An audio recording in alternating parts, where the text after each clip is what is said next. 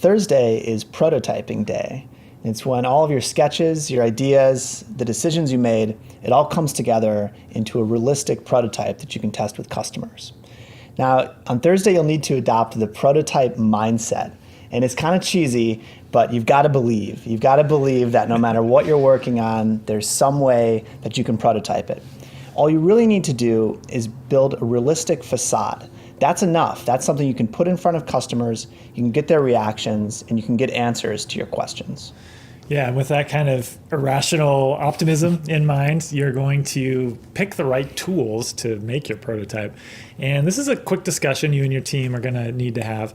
You've probably got tools that you use most of the time to build things. And so, for example, you might normally use Photoshop or Sketch to make your screen designs. When you're prototyping, when you're just building a facade, you want to move faster, you might use something like Keynote.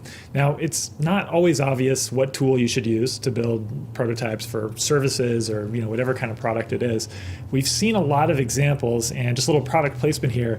We talk about it a lot in the Sprint book, so you can check out some of the advice we have for tools for different kinds of products.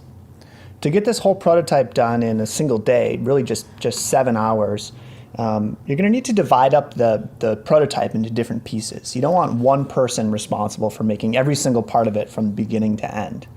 In addition to dividing up the storyboard and dividing up the prototype, you want to assign out a few different jobs. You want a writer, you'll want an asset collector, not a glamorous title, but it's the person who's going to go and sort of collect stock imagery, other things you need for your prototype.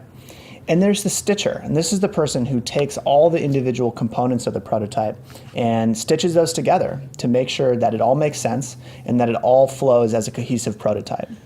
Once you've stitched it all together around maybe 3 or 4 p.m., you're going to gather the team together and run through that stitched prototype or prototypes to make sure it all makes sense.